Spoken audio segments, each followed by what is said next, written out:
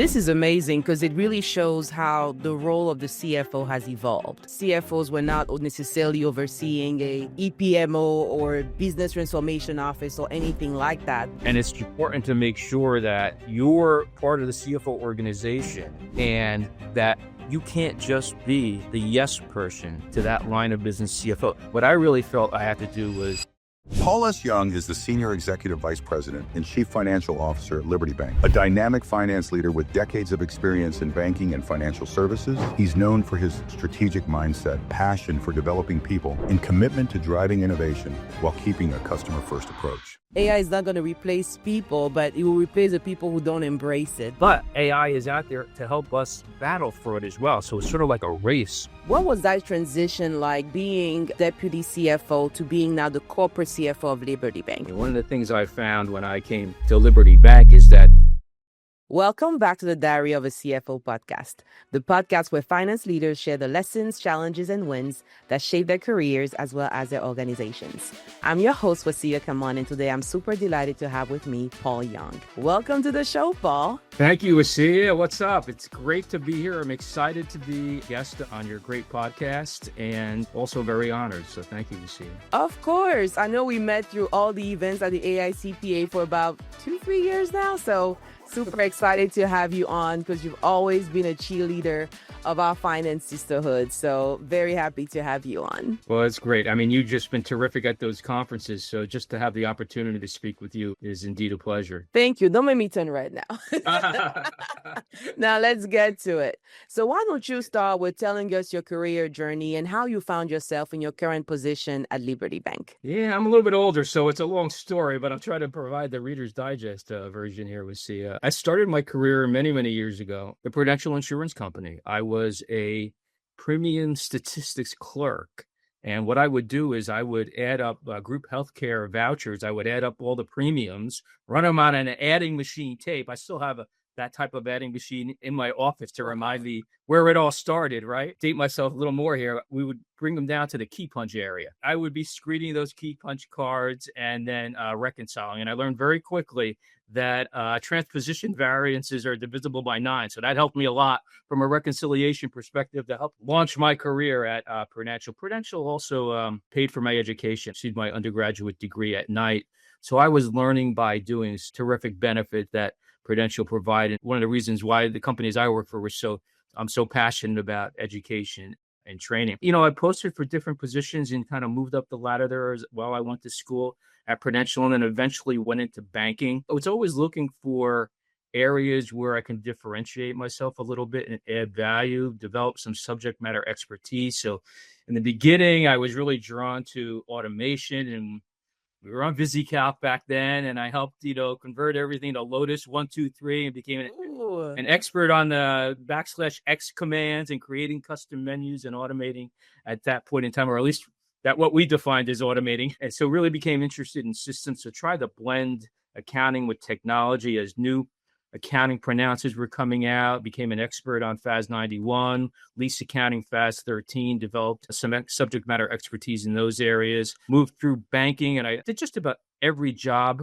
in accounting. And I think that was really helpful as I moved into management later on in my career. Accounts receivable, accounts payable, supervisory. I was responsible for payroll for Prudential at one time for over 12,000 employees. So I had done a lot of work. Got really attracted to budgeting and forecasting. That's an area, and the software related to that. And then when there was a lot of turmoil with the scandals like Enron and WorldCom, and I became a SOX champion.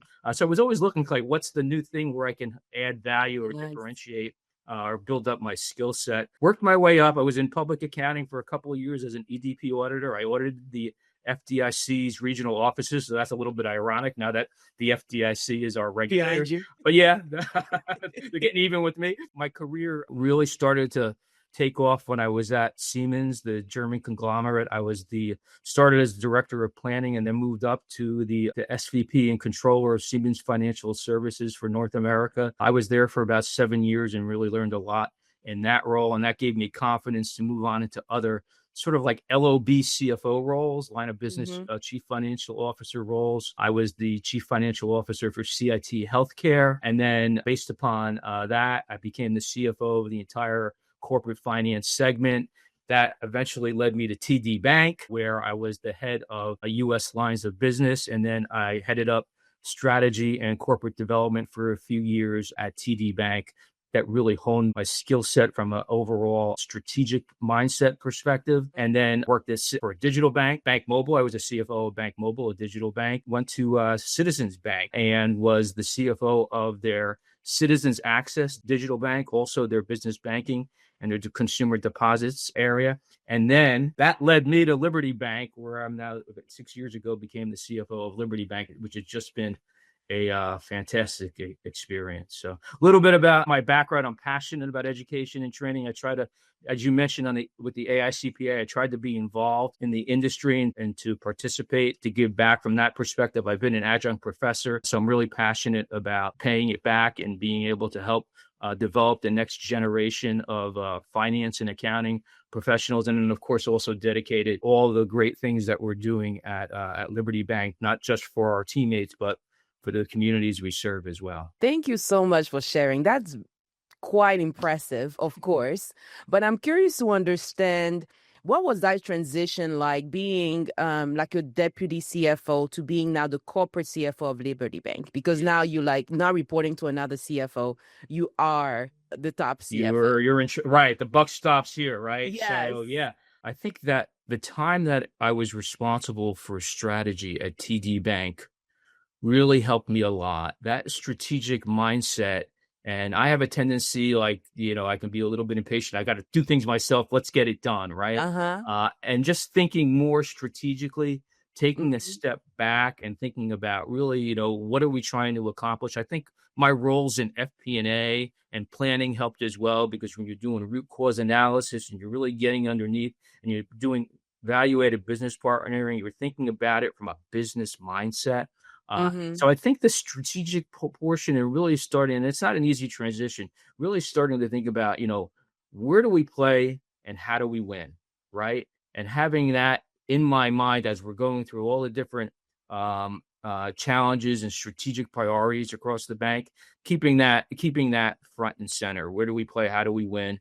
And making sure that we've got that we're nimble and you can't have analysis by paralysis. And it just basically, I think to a certain extent, just have confidence and be your authentic self is something that I kept in the back of my mind too, as I moved into the overall CFO type roles. And it really helps to have a strong team. You don't have to get down into the details of, like I said, the control environment, SOX compliance. I have a strong controller. I have a strong treasurer. So that really helps a lot.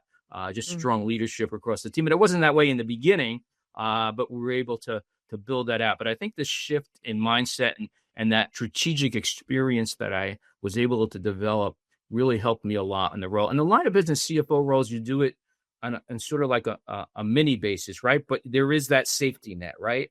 Now it's just you, but you prepared for this all your life.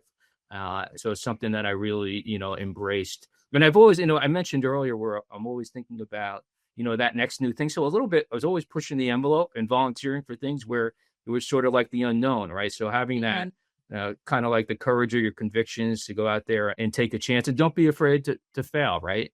So that's part of it as well. But I think strategy, having that strategic mindset front and center is what really helped a lot. And then the CFO role has evolved a lot from that perspective. I also took a lot, I had a lot of bosses that were CFOs, and some of them had good management traits and some of them had bad management traits, right? So I tried to learn from the best practices that I saw while I was working for them, and then the things that I felt that I wouldn't do if I were in that role, and made sure that I didn't as I moved forward. Yeah. Wow, thanks for sharing, because the part that really resonate with me in the strategic part, because you and I started in accounting, right? And there's not much strategy or planning when you start, as a controller, you month end close, but you're not always seeing the bigger picture. So what are some of the things, maybe 2-3 things that really helped you? Like when you were in that role, what are some assignment or project you worked on or people you talked to really expand that strategic mindset? I was very fortunate to have a CFO that I was able to bounce things off of. So I Mhm. think that helped a lot. And I think from a best practices perspective, a lot of it was emotional intelligence, right? And EQ, right? And partnering with the business and developing those relationships. I think that really helped a lot because you could ask a lot of questions when you develop those relationships and really get a better understanding of the business. So what I really felt I had to do was dive deep into the business and ask a lot of questions from the business leaders. So I could Mhm. imagine myself as somebody who was in charge of retail banking or commercial banking or operations or IT and really learn what it was that propelled success in that business. What are the key financial metrics and what are the drivers of those metrics? And I think then applying that to when we're doing forecasting and budgeting and developing sort of like looking at, the from a strategic perspective, looking at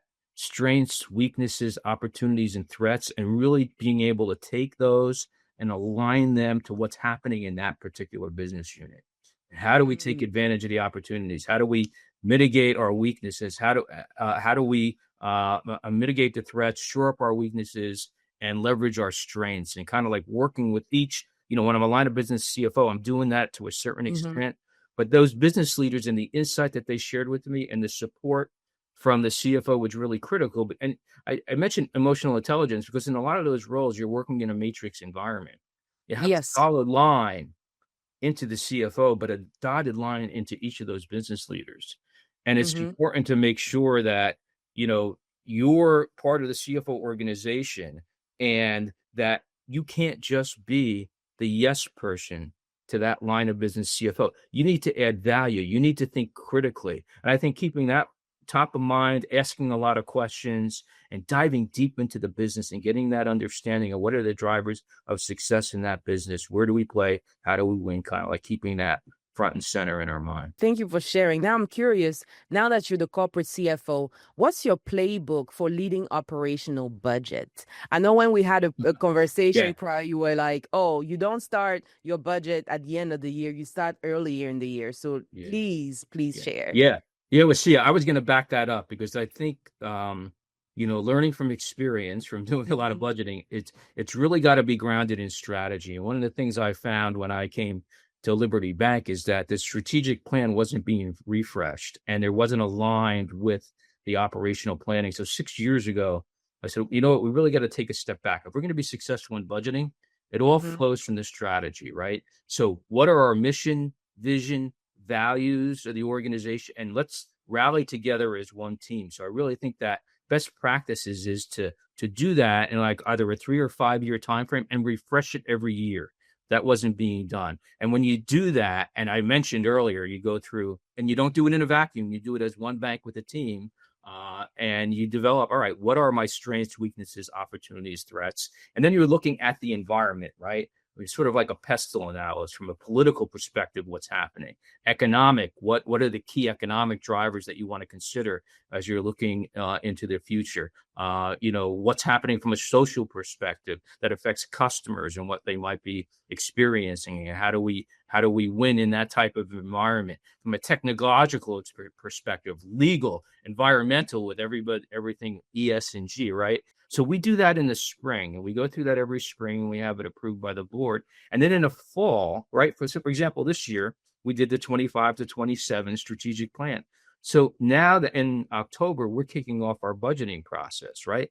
So to the extent we've done a good job with that strategic plan, the budgeting process should be less painful, much easier, because we've already looked at what do we think is going to happen in 26. And it's a matter of updating it for what has changed. And therefore, you're developing operational plans for the next year that flow from the strategic plan where Nice. everybody has worked on already, and it's one bank's or one organization's operational plan.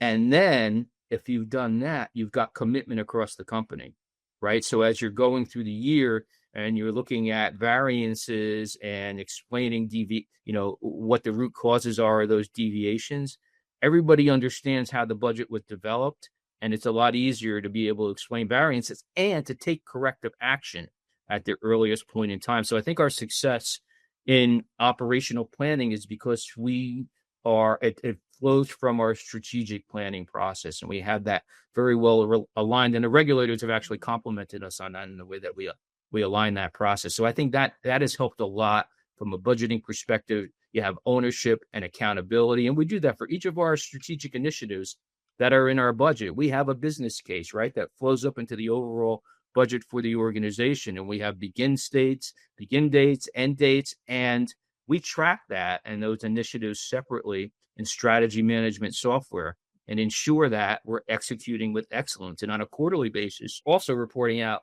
how are we performing versus budget. So yeah, that's been the key to our success, and sort of like, I think, best practices from experience in budgeting and planning over the years. Now, that's very helpful, because the idea that you start with strategy in the spring and you do your traditional put the budget together in October, like in the fall, because Right. you had time to all agree that, okay, this is what we're going to do more. This is going to Right. stop doing or start doing. So don't complain when I come in the fall. Sure.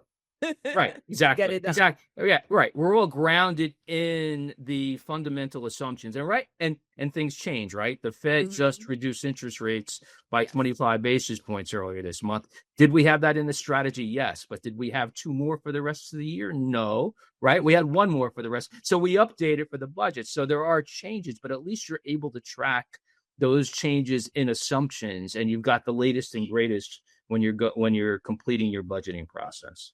Wow. So how do you bring people, explain to me a bit, how do you bring people around that strategy in the spring? What does it look like? What does your schedule or milestone of your team look like? Because we're very familiar with how the budget goes, but not so much of how, as a CFO, you are leading people around strategy for the rest of the year. So we actually started this back in, I started late 2019 at Liberty, and we started our new strategic planning process early in 2020. And what we did is exactly. We started, so we had in-person meetings with our entire team, or representatives of our entire bank from all different disciplines, from branch tellers to technologists to commercial lenders and retail banking personnel, into our offices to go through SWOT sessions that I conducted with our CEO and our HR department to go through, what do we think? Level set, right?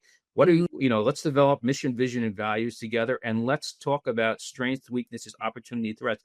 And we got that from the employee base. Now, unfortunately, March comes and everybody goes home. So we had to complete that in a hybrid type environment, which was more challenging, but we were still able to do it. We did more surveys, as we completed it versus team meetings. And then we had our leadership team come in, collaborate around all the feedback we received, and to finalize what our SWOT was. So we don't do it in person every year. We do it with surveys, but this year we just celebrated a 200-year anniversary. We did it all in person again, and we didn't have any pandemic. We were able to bring everybody together. We had all of those sessions, and then we have an off-site session with our leadership team. So we take the survey results, we take the individual meetings that all our teammates have had, and then we update our SWOT. And from our SWOT, and considering the pestle that I talked about earlier in the environment, we develop our strategic initiatives. Now, some of them come in from employees, from surveys, and a lot of it is also from leadership. And we look at all those strategic initiatives. And for example, we might have 100 strategic initiatives. I think we were close to that this year. But you know what? You can't boil the ocean, right? So how do we prioritize? So in our offsite, we prioritize those strategic initiatives, and we got it down to 20 strategic initiatives this year. And then we build out business cases and beginning and end dates, and we track it in software. But you know what? The strategic plan, it's great the way it comes together, but it's useless if it sits on a shelf, right? True. So how do we execute with excellence? But we have an enterprise project management office that I created shortly after I came on board, because one of the things I noticed from the strategic plan that I developed that went from 2017 to 19, which was expiring, was that about half of the initiatives were never executed on. And it really wasn't anybody's fault, because teammates that didn't have expertise in project management were doing project management in addition to their day jobs. They weren't certified project management professionals. My advice was we need to create a centralized EPMO office. CEO said, great, your idea, it reports to you, Paul. So I became responsible for, that's the way it goes, right? I learned that on the hard way. Yes. Great idea. It's all yours. Yeah. Same thing happened with our business transformation office. You would think I would learn, right? But no. So we created that, and that, having certified project management professionals, and we didn't just go outside for that. For employees, we posted positions and we put them through training and let them become PMPs. But then we also supplemented with expertise from the outside, and I hired a renowned leader over project management in the Northeast. So that provided us with the capacity to be able to execute on the projects that were the most important for the company. So we have 20 strategic initiatives, in our enterprise project management office helps coordinate the execution of all those projects with clearly accountable owners, racy matrices that we complete to make sure, and we have updates on a monthly basis. I instituted, when I started, monthly business review meetings where the CEO, CAO, and I meet with the heads of each of the business on a monthly basis. And we talk about not just financials, but risks and opportunities, what's out there from a governance perspective. How can we help you to be successful? But we are measuring how are we doing, like on our strategic initiatives, and how are we doing versus plan. So that added a layer of accountability that wasn't there before. So I think a combination of the EPMO office and the management oversight that we provide and the guidance that we provide has helped a lot in being able to execute on those strategies. So when we develop it in the spring and then translate that into the budget in the fall, we've got to make sure we've got the accountability, the transparency, and the capacity to be able to execute on those projects in the time frame that we've committed to. Thank you so much. That was like a masterclass, what you just did. So thank you so much for breaking it down. Now I'm curious with the two offices you just mentioned. So you mentioned the Enterprise Risk Management Office that reports to you, and you also mentioned project management. Project management. The Enterprise Project Management, and also the Business Transformation Office that also reports to you. So to me, it sounds like what we think about the finance team of the future you already have. So give us more detail about what is that? How is that EPM? You mentioned you have people from your people from the organization that are project manager, and that's what they do. They report to you. Now, what about the Business Transformation Office? That's finance. Can you walk us through why you created it again and how it works? Yeah. So part of the brainstorming back in 2024, where we have an employee suggestion box. It's automated. It's called Stop the Madness, right? Oh, nice. Yes, I got to stop. I noticed that Stop the Madness had a lot of different things around productivity and efficiency, and that was sort of like a bottom up from the employees that we were executing on. But I felt that we were missing more of, instead of waiting for employees to tell us, it was sort of like more of a top down. There are areas that are really conducive to being more productive and efficient as we move forward. So it was a suggested strategic initiative that I proposed in 2024. So again, CEO said, that's great. Build it, Paul. I said, sure, we'll do. So, I hired a business transformation executive from a large competitor bank to start the group and build it out with a combination of data scientists, PhDs, and CPAs. But it's a small group like our EPMO group. But then you become a victim of your own success, because as you're working, it's like everybody wants the business transformation office, or everybody wants help from the enterprise project management office. So it's a small team that looks at each of the different lines of business and determines where there might be areas that they can help. I sort of think of it as an internal consulting team versus an external consulting team, except it doesn't cost as much. And they're there. Yeah, that's a good thing. And they're there with you implementing solutions. They don't just give you, a nice presentation and say, now make it happen, right? Or pay me a few more $1 million and I'll help you execute. No. So this group, instead of forcing change on employees, they work with employees, embrace change together, and build a better way of doing things. And one of the things we found originally, and when we were looking at, is like we do a lot of moving data from one system or one source to another, unproductive time, shoveling data. And then I say, well, I don't even know if it's one source to the truth, right? So we're shoveling shit, right? Sorry, you can edit this, right? So that's basically like, like It's true. that's not our job, right? We need to increase capacity for our teammates. So, so that's sort of like how we prioritize where the business transformation office goes first. Where do we think there are the most manual processes, or where we're just copying and pasting data from one area to the other? What are the areas that are really ripe for process improvement? And it's not like, and from a tools perspective, it's not like, you go out and buy the shiniest hammer and then you figure out, all right, where's the nail, right? Yeah. We're diagnosing what's happening in the business and then determining and partnering with our information technology group.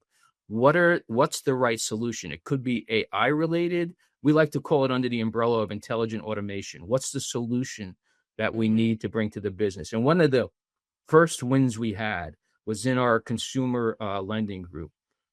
Realtors in Connecticut did not want to work with us because they could not rely on us closing on time. We were on the bottom quartile of over 60 days from a mortgage app to closing. Wow. So we looked at that area first and partnered with the business to improve our processes and get more information systemically up front to be able to make decisions and then turn around approvals and then to be able to ultimately fund the mortgage. We are now the #1 consumer lender in the state of Connecticut. Wow. I am telling you, we're less than 30 days, and realtors love us. Before that, keep away from. Now they're like, you have to go to Liberty Bank. There's certainty of execution, and if you need a quick closing, that's the bank to go to. It's a total turnaround. So it's not just like it's not just cost, right? And the capacity savings. It's driving business results. Yes. It's a perfect example. Now we've got them looking at lending operations on commercial and deposit operations and what we could do to improve there. I want the group to look at finance. We're looking at what are better ways to automate within our finance group. Are we using across the bank the capabilities of all the tools we've already invested in, right? And we have a pipeline of groups now that can't wait to have the BTO come and help them. So employees are not fearful that they're going to lose their jobs. It's going to make them more productive in their jobs. And it's going to give them more of a sense of pride on the type of work that they're doing. So it's really been very successful in the shorter period of time that we rolled it out. And we've started to slowly add staff to that group because of the demand.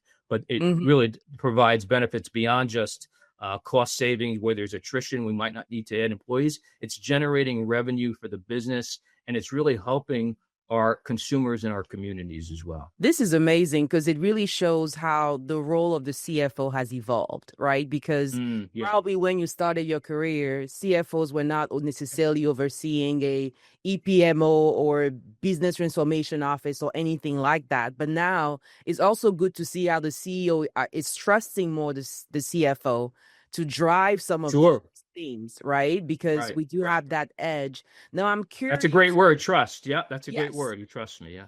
Yes. And so when you think about all the things you were able to do, what are some things you think AI can help you accelerate the process? You mentioned intelligent automation.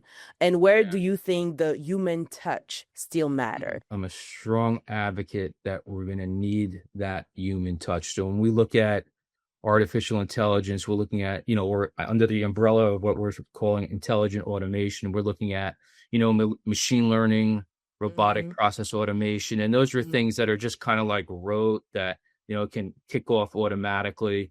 So we do have some RPAs that we put in, sort of like bots to do certain menial tasks, right? But that doesn't require much human touch, but it really it doesn't move the needle from an organizational perspective, but every little bit helps, right? And then you've got things like generative AI, where it's generating content. So things like Microsoft Copilot, Claude, ChatGPT, and Google Gemini, those sort of tools, I think, we classify as kind of augmented artificial intelligence, where you need the human operator there. And you're able to say, okay, in these type of things, this is really helpful with minutes, calendar scheduling, research, Those are the things that I think are really core right now that are helpful. And then you kind of have like more of, what's latest breaking is more agentic AI, right? Mm-hmm. Where, artificial intelligence is taking action, right? Mm-hmm. It can look at your calendar. It can book that flight for you. It can make hotel reservations. It can, arrange transportation, right? Yes. So that's a little bit more of the scary part, but I think it's called artificial intelligence for a reason. And I think there's always going to need to be that human touch as we're going through, and the rationale and the decision making. So I think the augmented AI, where you have that intelligence being harnessed by humans, I think, and our teammates, is really where is the greatest opportunity. And I think that's critical, especially in areas like FP&A, where predictive analytics, there's software that's out there that, that helps for as far as, based upon trends, what's going to happen in the future. You can bring in economic factors and work with the business, but you really have that human rationale. And then how do I make that align with our strategy and what are the right decisions? And I think those are great opportunities where we're not so much putting the forecast together, but we're working with the business as valuated partners. I really think we put all our employees through change management training. I really think that, employees need to embrace change. So I don't think AI is going to replace our teammates, but it will replace the teammates that don't embrace AI, right? So it's a matter of upskilling and new skill sets that we need to develop. And there are opportunities there from a data perspective because, artificial intelligence is only good as the data, right? Data is the lifeblood of AI, and therefore data governance is critical. It's the foundation of success for AI. So when we look at AI, I go back to it all the time.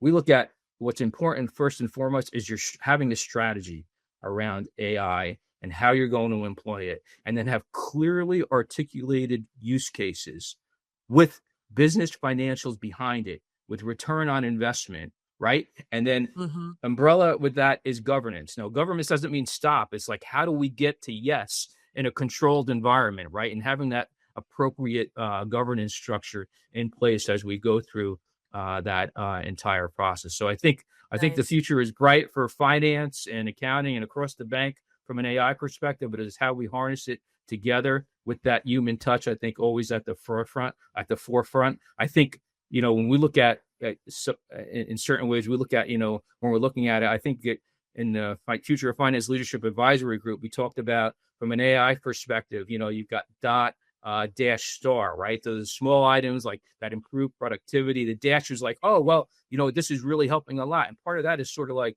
protecting the bank, right? Fraudsters are very sophisticated. So they're using AI, for bad purposes, right? That not good intentions. But AI is out there to help us battle fraud as well. So it's sort of like a race from that perspective. And then we look at the big items like we are investing in Salesforce.com, our customer relationship management software, and it's got artificial intelligence capabilities. So that provides us with the ability to determine what are the right products and services for the customers in our markets, and to be able to serve the customers better. So I think there are opportunities across the board from AI that's not just finance, but also affects the consumer as well. And the consumers, like everybody's using AI, right? It's here, whether you like it or not. So you better move with the cheese. So, right? So. And I like how you said the fraudster, when they come for people's bank account, they use AI. So the bank should also be using AI. Yes.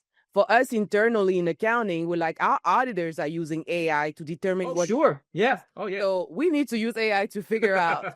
Definitely. It's almost like keeping up, right? Yeah. So I like, especially like when you said, AI is not going to replace people, but it will replace the people who don't embrace it. That is so true. Exactly. That's where upskilling and reskilling and attracting talent that has those skill sets and developing those skill sets is critically important to the business. Now, you mentioned talent. A lot of CFOs are struggling to find and retain talent. Last time we spoke, it looks like you did not have that problem. So please share a few tips on how you're able to get your talent to stay with you and grow. Yeah, Wassia, I actually did. I did 6 years ago, new CEO, CFO coming into the bank. we were transforming the bank. There was a lot of change, and not everybody was on the bus related to those changes. So some people opted out. It was very difficult for me to replace employees. It took 4 to 6 months. We didn't have a reputation as an employer of choice in our markets at that time. I had to pay recruiters for staff accountants, right? It was like, Wow. so it was a difficult time. And so one of the things I really wanted to focus on, well, how do I upskill and reskill existing talent? And then separately, like, how do I attract new talent to the bank? I was struggling with that. And I went to our Future of Finance Leadership Advisory Group meeting, and Barry Payne and the team talked about this new registered finance business partner apprenticeship program. And I was like, whoa, stop, time out. You had me at hello, right? Barry became like the English Tom Cruise. Like I want it now. Yeah, it's I want it now. And they were like, whoa, we're just rolling out. Like, I need it. Let's bring it. Let's do it. I don't mind being first. Let's bring it in.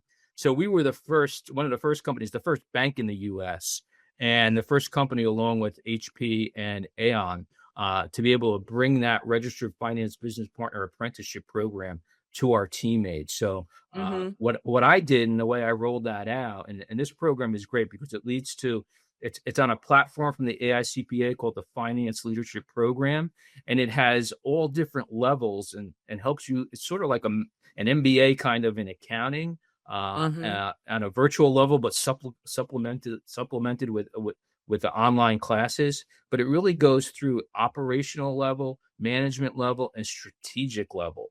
And you have to test out at each of those levels. And when you're completed, you become a chartered global management accountant. So for accountants in private industry that never aspired to be CPAs, this is a great credential for them to be able to aspire to. So it really resonated with our employees. So I asked for volunteers in my organization, and believe it or not, eight of our teammates in finance and accounting, and the CFO group, volunteered to be part of this brand new program. You register with the Department of Labor. When you graduate, you get a certificate from the Department of Labor as a registered finance business partner. So really something that, we embraced, and the skill sets include digital, risk, really runs the gamut across not just banking, but all industries. So it really stretches employees out of their comfort zone. And if you didn't have an accounting degree, you can start. There's a foundational level. And I required everybody to go through that foundational level just to level set everything. So that's something that, has really resonated. So that helped with upskilling my existing employees. But then I wanted to also attract employees from the outside. So as that program, started to get traction, I said, you know what I want to do? I call it my Reese's Peanut Butter Cup strategy. 2 great programs, put them together into something better. So I took the apprenticeship program and a CFO rotational program where employees rotate through all the different groups that you mentioned earlier that I'm responsible for within the CFO group, including business transformation and enterprise project management, treasury, accounting, FP&A, procurement. Wow. They get to go through all those areas in 4 to 6 months while they're apprentices and striving towards their CGMA and going through that learning component. That really opened up, I think, pathways, non-traditional pathways into finance and accounting. And the first registered apprentice that went into this new CFO rotational program was from our retail branch network. So Shao Stevens was a supervisor in one of our branches, and she wanted to get into finance, but didn't really know how to go about it, right? And she was about to leave the company. She heard about the program, she posted for it, and we said, you know what? She seemed perfect for it.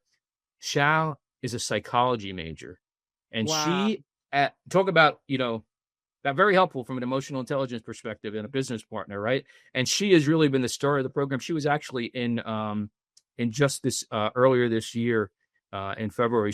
We had a ceremony for apprentices that the AICPA held in Maryland, and she was named Apprentice of the Year. So we're really proud of Shao and bringing that in. So that's an example of we were able to retain an employee in our branch record and also bring in an employee that didn't have an accounting degree. And in her rotations, she's been a shining star, right? She has now gone through, she started at the lowest level because she didn't have an accounting degree. She just sat for the strategic level. She's waiting for her results. She could be a CGMA within the next couple of months. Yeah, just amazing. But you know what? It's important. We celebrate that success because it's a 2 to 3 year journey, right? So Mhm. we incentivize employees, when they pass a certain section, we give them a performance bonus. We raise their profile in town hall meetings. So we celebrate success. We have mentors aligned with them.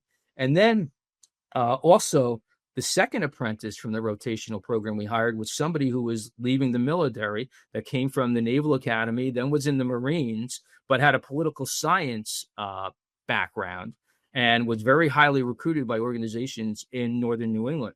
He heard about our program, interviewed with us, and he said, this apprenticeship program was the difference that made him decide to come to Wow. Liberty Bank. So Daryl Bonner is another star who came into our group that would not have joined the company. So I'm going to fast forward. So if I go back to when I started, 4 to 6 months paying a recruiter for a staff accountant position. The last CFO rotational apprentice that we hired, we had 200 resumes. Wow. Unbelievable. We're an employer of choice in our markets. People heard about the apprenticeship program. They want to be part of something special and something new, and to not have to have an accounting degree and to come into Mhm. the profession and get a credential and to be able to have diversified experience at all these different areas is something that's really resonated. And then out of my grade 8, right, they're moving through the program, but now other employees have posted that they want to be an apprentice, not rotating, but they want to join that grade 8. So some of the grade 8 have graduated, Mhm. right? They want to come in and join and be part of the grade 8. So there really has been something that has resonated very well across the bank. There also is an area that we looked at. There's a new associate apprentice program where you don't need a college degree, but it's sort of could be a feeder program into the registered apprenticeship program.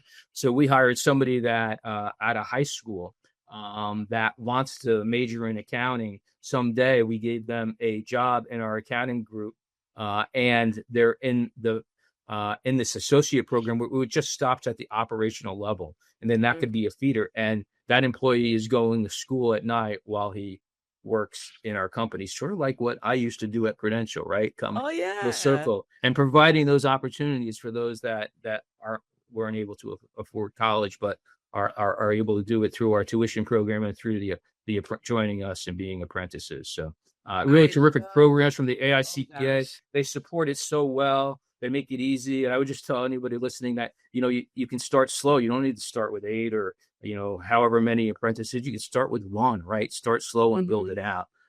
And I offer anybody who's interested to contact me, be happy to help. And the AICPA has loads of resources that can help with that as well. That is so inspiring, especially knowing people came from, like you said, the military or a psychology major or political Sure. science. But what I Right. really like about when you say your your Reese peanut butter cup, I think the chocolate is, Yeah. I love chocolate. So the Love chocolate them both. is a rotational program, right? Yeah. Because Right. when you think about it, and now I can see how your pipeline for FP&A or any other procurement that you have, you already have a pool of people that are like, oh, I really like FP&A when I did the rotation, Yeah. and I have the background now to do it, and it's just an easy transition. I lost the last things you were saying. Okay. Cut out for a moment. I'm Can sorry you hear about that. now? I can hear you now. Okay, sweet. You're Okay, catching up.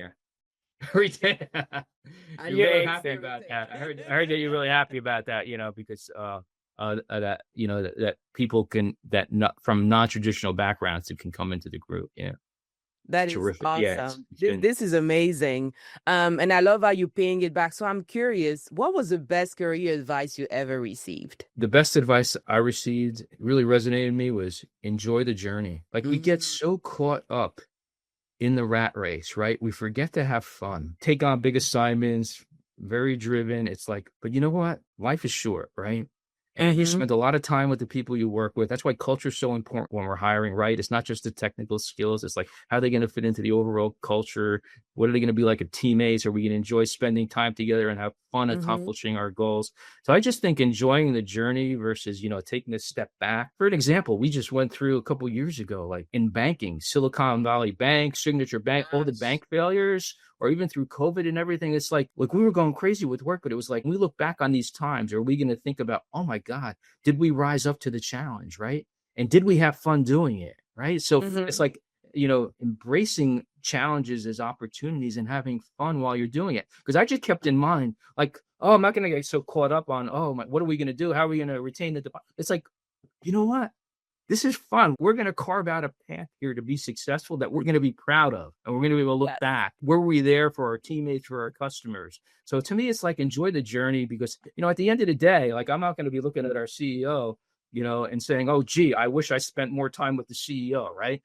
Mhm. No offense to David, I love the guy, right? But work-family balance is very important to me too. So I think Mm. enjoying the journey, and then my own advice is work-family balance is really important. And it's something that, I always had. I have 2 daughters, daddy-daughter days growing up, and making sure, that I spent that time with them. So I think it is family-work balance versus work-family balance. I think how you make a difference in people's lives too, and from a leadership perspective, leading with gratitude. And I think, I remember when I was at TD, I was taking over, all the lines of business, right, that reporting to me in a new role. And it was so big that we had to book a conference room at a local hotel for me to have my first team meeting. And it was like, I had to make this big presentation. And I said, well, what am I going to talk about? Right. And we'll talk about what's important to you. Right. So I'm doing like the traditional thing, what's important from a business perspective. And then it was like midnight the night before. And I said, you know what? This is nonsense. What's important to me is my family. So I took a couple of slides of me and my daughters at their different events and things like that. I brought that up on screen first. This is what's important to me.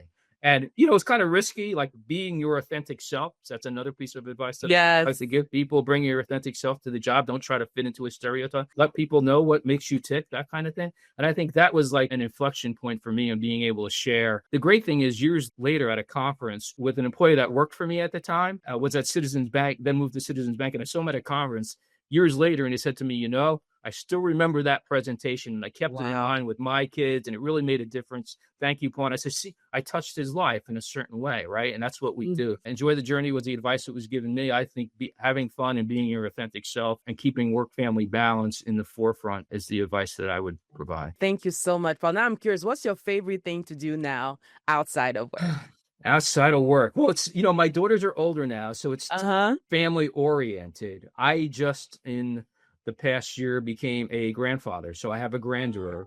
So yeah, Congratulations. my little Ellie girl. So I think it's still all things family, although, Mhm. my daughters, are now older, but I still think we have close bonds. So it's like just family oriented things. Oh gosh, that is so nice. Well, very good for you. I'm very happy for you. Everything is coming back because the way you've been paying forward has impacted me personally and so many people. So thank you for what you do in empowering, really, not just in your word, but in the things that you do within your finance function at those conferences. Thank you, Paul, for paying it forward. And thank you so much, Wassia, for all that you're doing. I mean, this Diary of the CFO podcast is really making a difference for a lot of people. And your energy and your passion inspires me when I go to conferences and I see you speak. I kind of like took you aside after you didn't know who I was. And I just said, you are marvelous. Yes. I want to connect with you on LinkedIn. You inspire many in the profession. And I'm just really proud to be your colleague. Thank you so much for being on the show. I will definitely drop all your information so people can reach out to you and learn more about how you're retaining talent, especially what we said at the beginning. How do you bring strategy in before you go into the fall for those budgets? So thank you so much for being on the show. Thank you again, Wassia. Have a great day. And that's it for today's episode of the Diary of a CFO. Thank you so much for tuning in. If you enjoyed the show, don't forget to like, review, subscribe, and share with others. Our website is thediaryofacfo.com. That's where you can find all the episodes, access all the guest profiles, see their bios, and their social media links. It is also the place where you can apply to be a guest on the podcast and have information about how you can sponsor the show. As always, if there is any topic you would like me to cover in the future, just email me at ask@thediaryofacfo.com. See you soon. Wondering if you're ready for the CFO role? Find out with a free CFO readiness scorecard at cfo.scoreapp.com.